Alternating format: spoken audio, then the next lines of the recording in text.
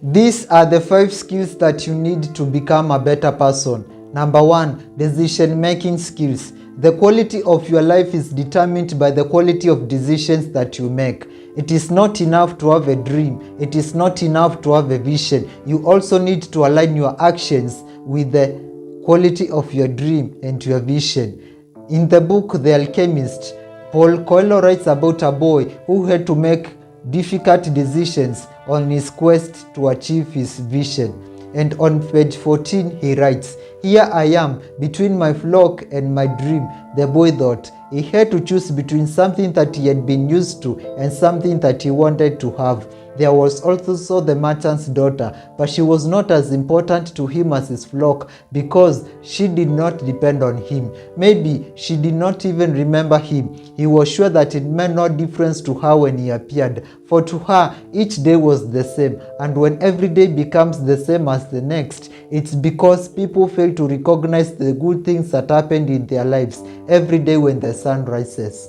Number 2 is value creation skills. You need to leverage your knowledge and your skills in order to create a product or service that has value in the marketplace. Take for example, Facebook. Facebook is a platform that offers interaction, advertisement, and a marketplace. However, what many people don't know is that Facebook did not make a profit for 7 years. Therefore, as you are creating your product or your service, you need to create it for value. There are 3 lenses through which you can view your product or your service in order to determine whether it is feasible or it has value in the marketplace. You can view it through product feasibility. You need to ask yourself, what am I exactly creating? Which problem am I solving? Number 2 is market feasibility. You need to ask myself, who are the target customers? Who will buy my product? Who will buy my service? And number 3 is financial feasibility. So, what is the model of making money through this product or through this service? Number 3 is financial skills. You need to understand basic financial terms such as assets and liabilities and how they apply to real life situations. You also need to understand basic financial records such as balance sheets and basic financial statements. You also need to decode the meaning of basic financial terms such as IPO, that is initial public offerings, liquidation, and break-even point. Well, a break-even point is a point where a business has used the exact amount of money equal to the one that it has gained. Therefore, at that point, a business can start making profit. Let's say, for example, I own a restaurant and within 3 months I have spent about 1 million Kenya shillings, and then I have also gained 1 million Kenya shillings. It means that from that point on, I can start making profit, and that is when we say a business has broken even. You also need to understand about shareholders and stakeholders. Well, shareholders are the people who have invested money directly into your business, while stakeholders, these are the people surrounding your business. Let's say, for example, I own a restaurant. My stakeholders are my customers, my employees, the government, the regulatory framework, and all people surrounding my business, include my immediate environment. Well, those are just the basic financial terms that you need to understand, and you need to understand how can I use this and how can I leverage this at personal level. Number 4 is interpersonal skills. Interpersonal skills enable you to relate well with other people.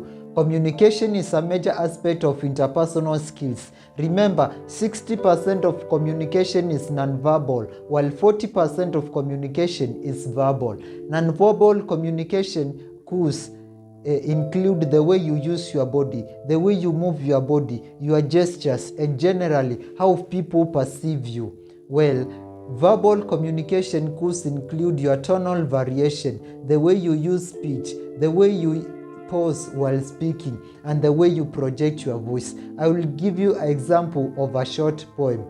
Forget of the past, focus on the next. East or west, whom is the best?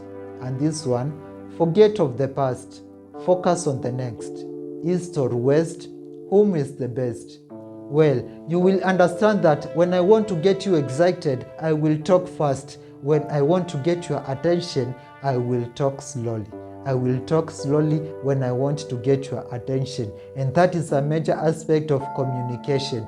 Well, you also need to master negotiation skills and sales skills. Remember, sales is the highest paying skill. Sales is the highest paying skill that you can master in 2026. Number 5 is the ability to learn, unlearn, and relearn. We are living in the era of artificial intelligence, machines, and social dynamics. You need to understand how technology works and how you can leverage it to give you the maximum output in order to improve the quality of your life. You can learn anything that you want from books, from YouTube, from online courses, and apprenticeship. You also need to understand how different chatbots work and how you can leverage it to suit your personal needs. For example, you can learn how specifically ChatGPT works, how DeepSeek works, how Gemini works, how search-related chatbots work, and you understand how can I prompt this chatbox in order to give me the optimal results that will make my life better or improve my life experiences. Well, those are the 5 skills that will make you a better person in 2026. When you pay attention to how people talk, you will hear them make these statements again and again. The good news is they are comforting, but the bad news is they are lies. It's a lie. Sorry, it's a lie. Number 1, I will start when I am ready. My friend, you can never be ready enough. You can never be perfect to start anything. When you want to do something, all you need to do is to start, then keep on improving as days go by. Number 2, I still have time. My friend, you can never have enough time to do everything that you need.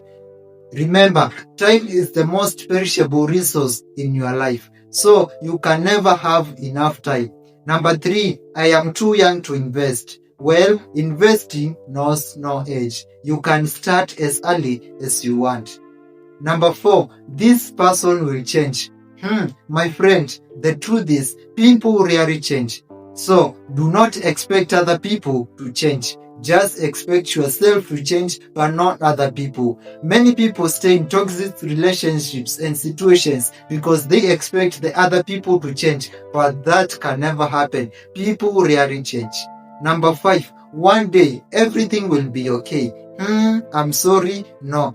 One day everything will be okay. That is a lie, because as long as we are in this world, problems will never end, and that is the reality of life. Every day has different problems, different challenges, and there's no single day when everything will be okay. So enjoy the present moment.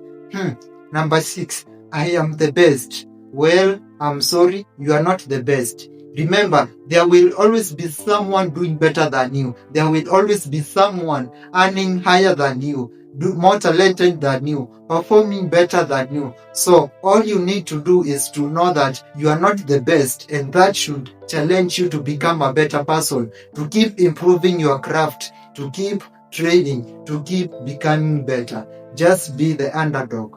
Yes. Number 7, I can't learn anything, or I cannot change, or this is who I am.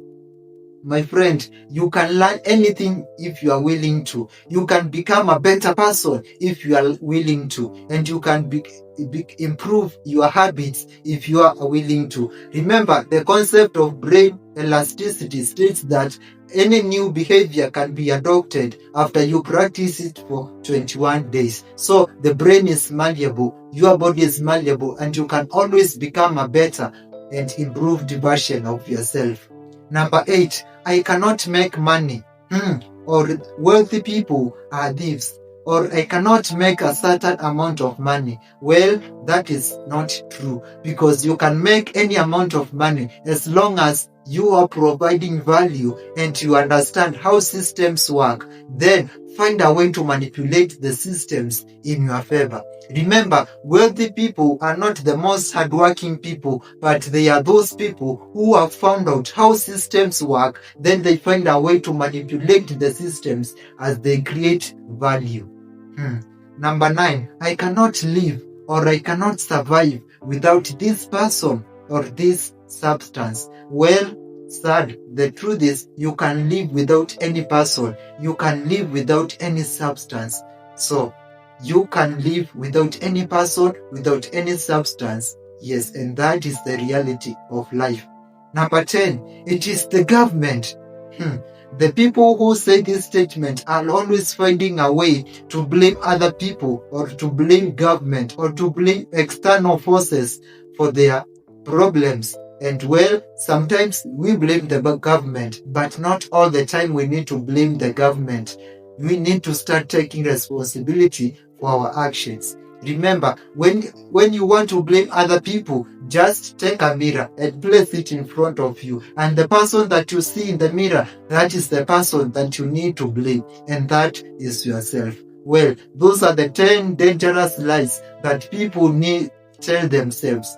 They are comforting to the ear, but, well, they are lies. Your life is a reflection of the quality of decisions that you make. These 3 decisions will 10 times improve the quality of your life.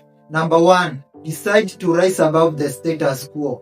The status quo is the normal life, the average life, and an average life will give you mediocre results. An average person lives an average life, makes an average amount of money, and creates average level of results. Well, there is nothing great about being average. In fact, you can decide to be great in your field. And when you are good at something, you tell other people. But if you are great at something, other people will tell you. In his book, The Alchemist, Paulo Coelho writes about a boy who set out to chase his dream. And along the way, he had to make these difficult decisions to rise above the status quo. On page 14, Paulo Coelho writes, "Here I am, between my sheep and my dream." The boy thought. He had to choose between something that he had been used to and something that he wanted to have.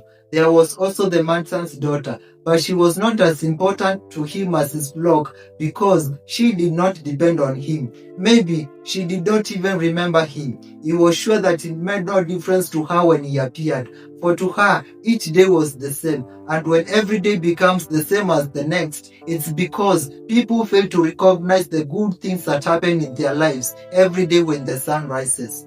In that moment, in that instance, the boy had to make a difficult decision to rise above the status quo. Number 2, decide to be financially disciplined.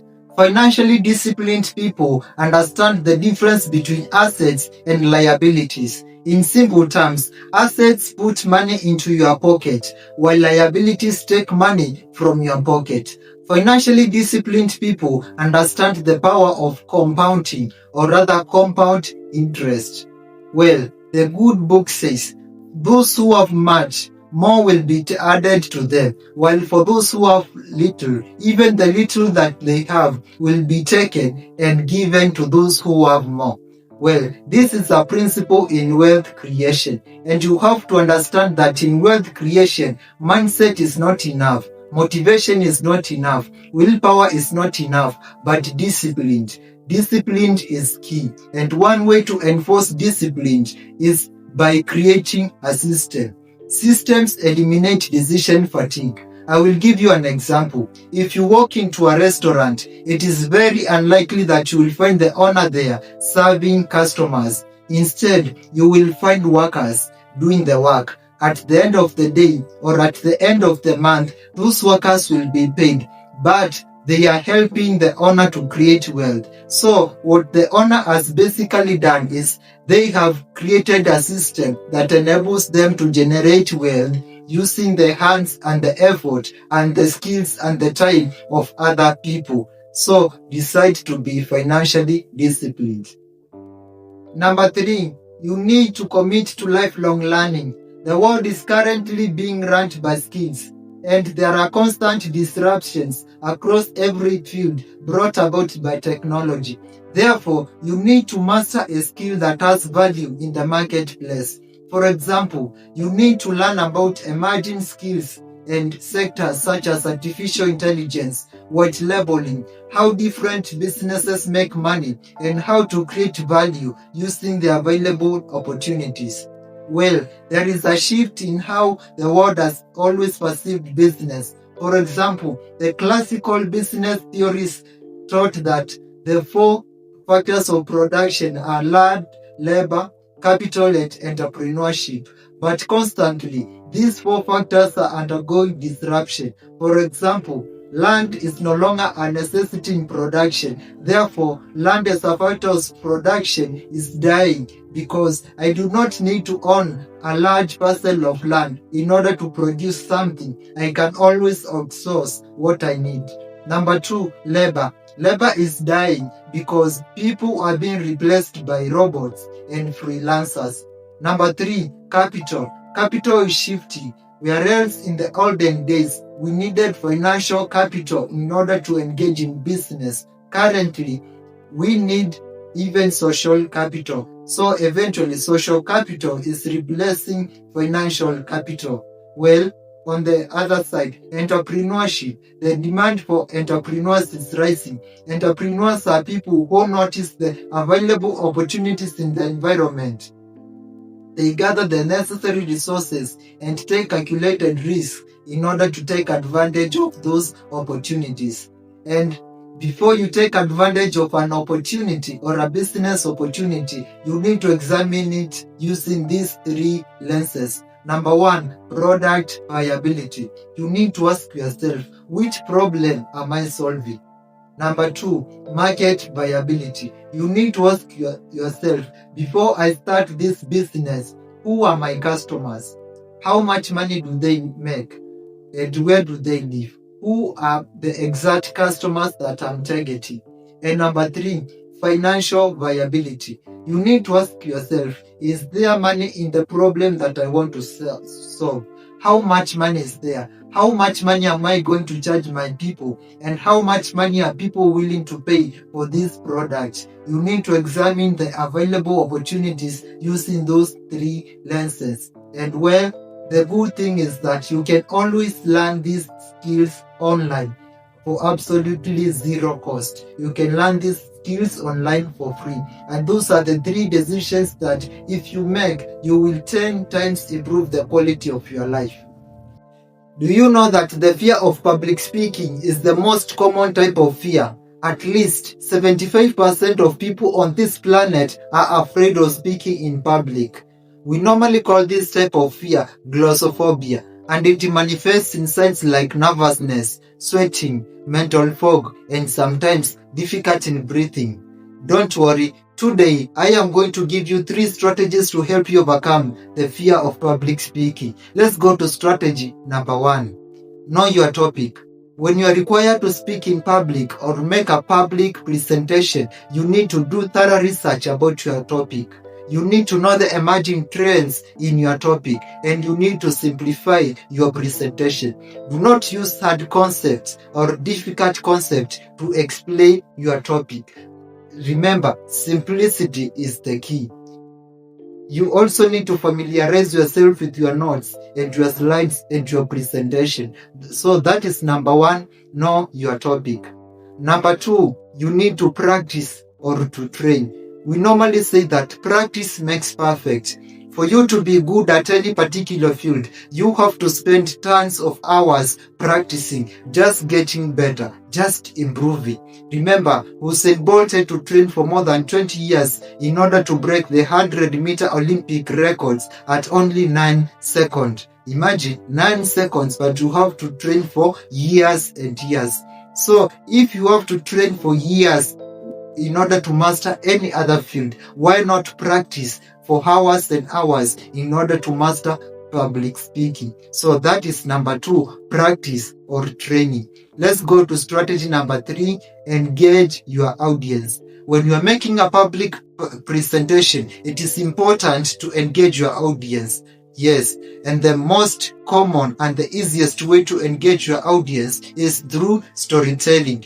Learn to tell stories. Remember, people will connect more with your stories even more than with your facts and your statistics. Okay, great speakers use stories to justify their points of view and to justify their points of arguments. So your audience will remember not what you say, but how you make them feel, more so through stories.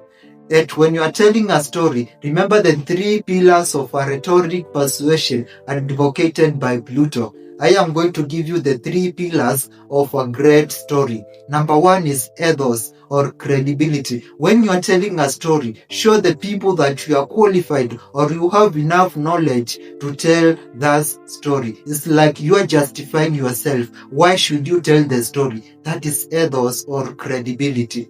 Number 2, you need to use pathos or the appeal to emotion. When you are telling people a story, you need to know what they care about, what they are worried about. Then you address their emotions. That is pathos or the appeal to emotion, because people want to know that you care about them, that you know what they are thinking, what they are going through. So you need to appeal to their emotions. And number 3 is the appeal to logic or logos. You need to support your arguments using statistics and findings and data. Yes, that is logic, the appeal to logic, or rather logos. Okay, those are the 3 keys to master public speaking. Number 1, know your audience. Number 1, know your topic. Number 2, practice or train. Then number 3, engage your audience. My name is Richard. Subscribe to this channel for more content.